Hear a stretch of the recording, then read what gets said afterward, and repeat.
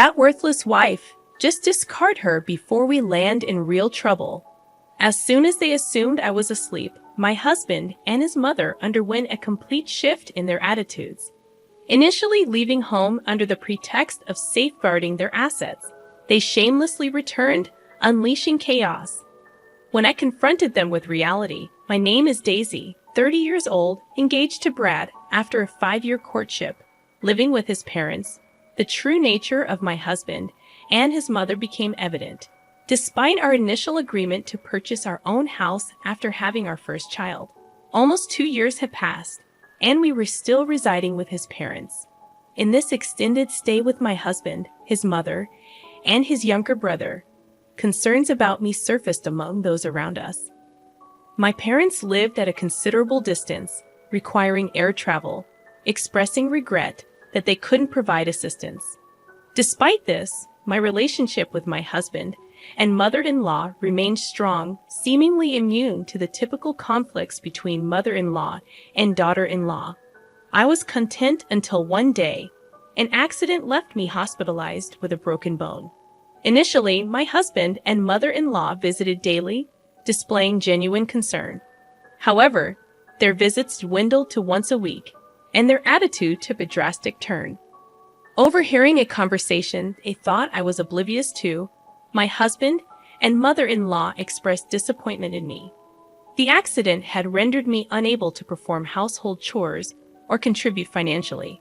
In their eyes, I transformed from a wife to a burden, with the idea of having children becoming even more distant. Their conversation continued, dismissing the purpose of our marriage, claiming that I was meant to serve as a maid and caregiver. Frustrated by the inconvenience, they discussed the possibility of divorcing me. Unbeknownst to them, I heard it all while pretending to be asleep. From that point on, their demeanor towards me grew increasingly cold. My husband's visits became sporadic, and my mother-in-law's comments were laced with disdain. The only solace came from my brother-in-law, who continued to assist me with daily tasks and offered emotional support during my hospitalization. Although physical therapy was challenging, my brother-in-law's presence helped me persevere. Despite my progress, when I shared news of potential lingering issues with my husband and mother-in-law, they argued over my fate, blaming me for their troubles. In reality, I had been caring for my father-in-law for 5 years, a responsibility I undertook while dating my husband. Why don't you live together since you are both going to get married anyway? Yeah, it's a great idea. We can save money by living together and then get married when we're settled. When I hesitated, they reassured me, it's okay. We have plenty of rooms and we won't invade your privacy. Plus, you don't need to pay rent. You want to marry my son, right? How could I refuse? But in return, we have a favor to ask, Daisy.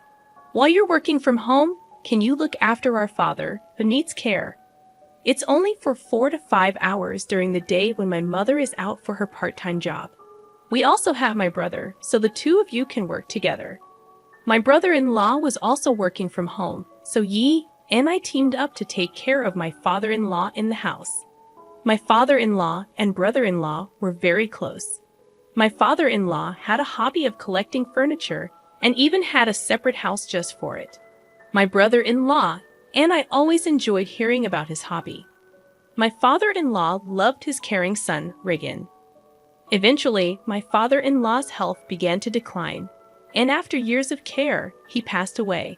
After that, my husband proposed to me, saying, "Thank you for always taking care of my father. Let's continue to be together. Let's get married."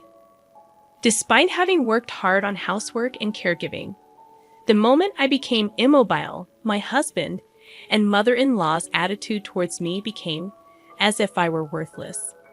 Even I, normally composed, was infuriated. "Force me, please pay what you're supposed to." "Well, I don't want any trouble, so I'll give you the house." Let's waive the other division of property. I wondered if he would really give me the house. But since my father-in-law had left a substantial inheritance, it was divided among my mother-in-law, Brad, and Regan. The inheritance amounted to approximately $300,000 each, so he seemed to have enough assets. Reagan was tasked with handling all paperwork with the executor and had to visit the court several times, which was quite a hassle. No way, we can't give away the house. If we divide the property, I'll lose half my savings. It's just a wastefully large house in the countryside. Even if we give it away, it's not an issue. Even at the highest estimate, it's only worth about $100,000, plus various fees will be deducted when we sell it. It's cheaper than losing half my savings. Well, if you say so, Brad. But what if she demands more later? What if rumors spread in the neighborhood because we abandoned her? The two debated what to do with me. Then I'll take her in, Reagan, Brad's brother, interrupted. Why would you go out of your way to do that? Ah, you've been interested in Daisy, haven't you? That's why you're so willing. You can have her if you want. But she's no longer of any use to us. Don't ask to take Daisy and the house back later, okay? Why would I? I just hope you won't come asking for money later. And remember, you can't return damaged goods. Brad and Reagan signed papers and arranged to formally change the property title through a lawyer. I'll take out some money for my savings. So why don't you find a younger, healthier, and prettier woman to marry and build a better house? Sounds good? Hey, Daisy, get a lawyer to file for our divorce quickly.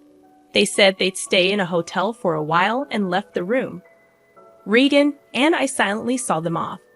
I had to find a lawyer to file for our divorce first. Reagan helped me to file for the divorce, and in a few days, Brad and I became complete strangers. A week later, Brad and my mother-in-law packed their belongings and left the house.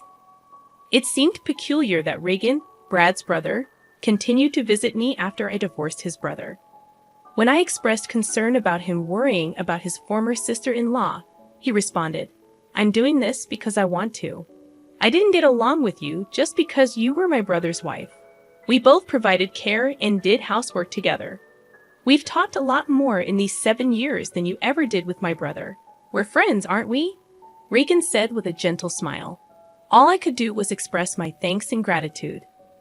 A month later, I was discharged from the hospital. Although I had to continue visiting for physical therapy, being back home after such a prolonged absence was a relief. I couldn't help but wonder, do you think those two will really ever come back?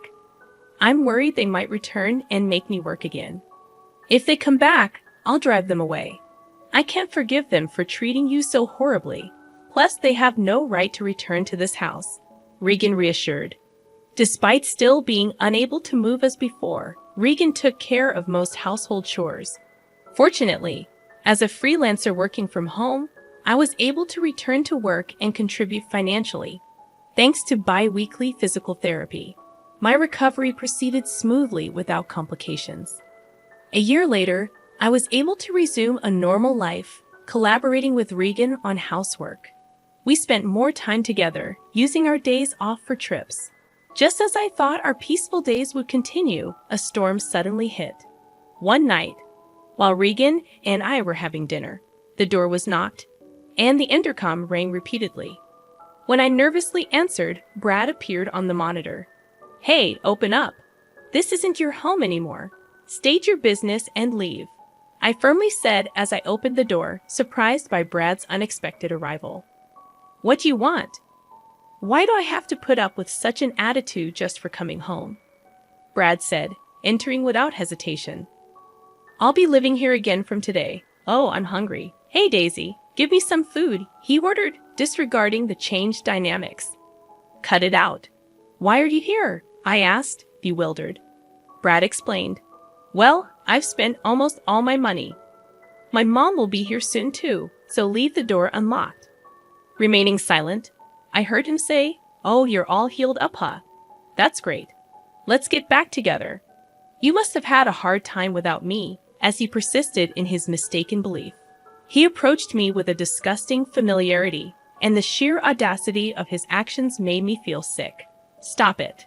I divorced you, and I don't care about you anymore. Don't get cocky. You've been living on my money all this time, and you can't do anything but housework. Just shut up and do as I say," Brad shouted at me. Just then, the door opened, and his mother arrived, criticizing the unlocked door as careless. "What's going on?" She's been getting cheeky, so I was giving her a bit of education. She's grown thick-skinned in the year we've been away, Brad explained.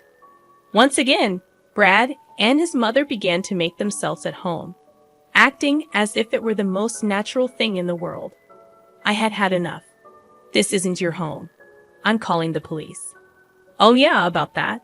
This house was originally in your father's name, right?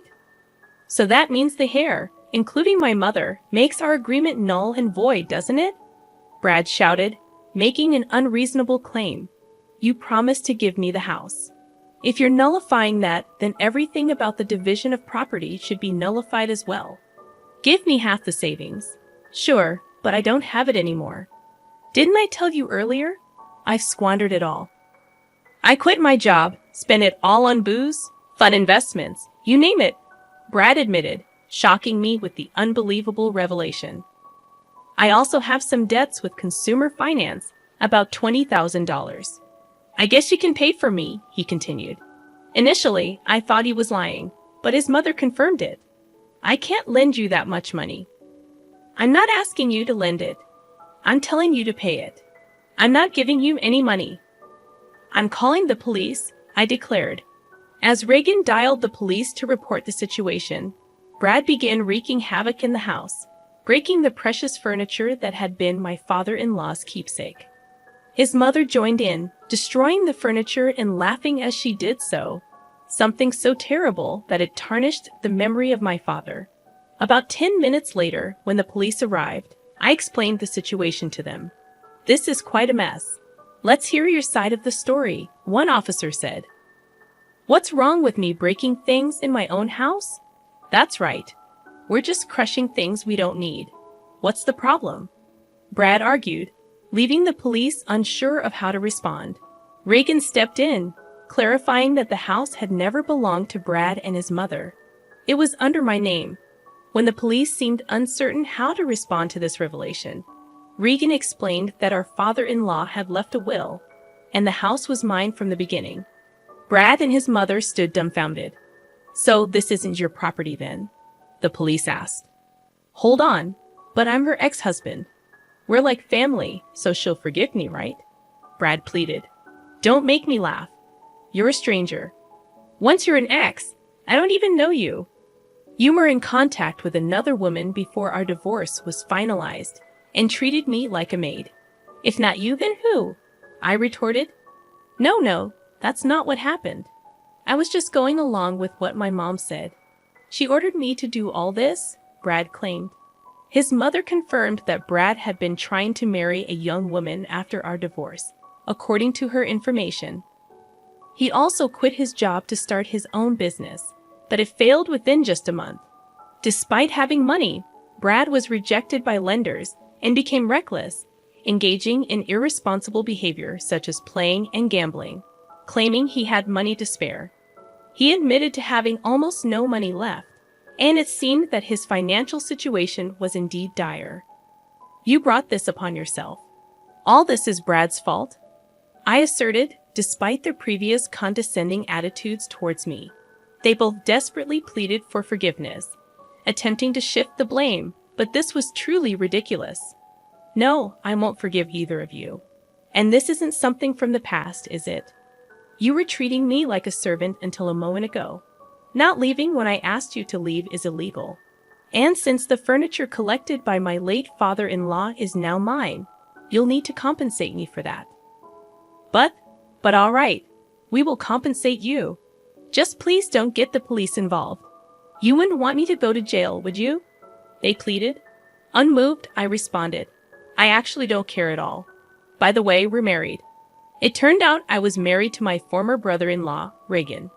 It hasn't even been a year, and you've moved on to another man, my own brother at that. What are you talking about? You moved on before you were even divorced, didn't you? You wouldn't return Daisy to me, no matter how many times I asked. Stop clinging to the past already. Brad was left speechless. I don't care anymore. I'll pay for whatever damages there are. How much for my idiot husband's junk? Well, if we calculate roughly, about $100,000. The furniture that my father-in-law had collected was all high-end pieces made by famous designers, I explained. Brad and his mother, who had no interest in these items, seemed to have believed they were just junk. You're going to compensate for what you've broken, right? We're not sure if we can get the same items, but make sure to pay properly. Unable to afford such compensation, Brad and his mother were distraught. For the time being, the police took the two of them away for trespassing and vandalism. Of course, I didn't forgive them and proceeded with the lawsuit. Afterwards, Brad and his mother, who were desperately seeking help from Regan, were bluntly rejected. Regan said, "I'm ashamed to even be related by blood." Brad and his mother were likely receiving their just desserts together. And there's one more thing I kept secret. My father-in-law told me to sell the house and use the money as I wish. Regan had told me that the price of the house was $100,000. But in reality, the document stated the value of the house was around $500,000. It's a good location, so it might sell for a bit more. But for now, Regan and I decided to take it easy in the house my father-in-law left us, with no plans to sell it. Eventually, we planned to sell the land and build a new house. I had some worries about having children, so after getting married to Regan, I went to the gynecologist for a checkup. But there were no issues with either Regan or me. Now, with the troublemakers gone, Regan and I are living happily together.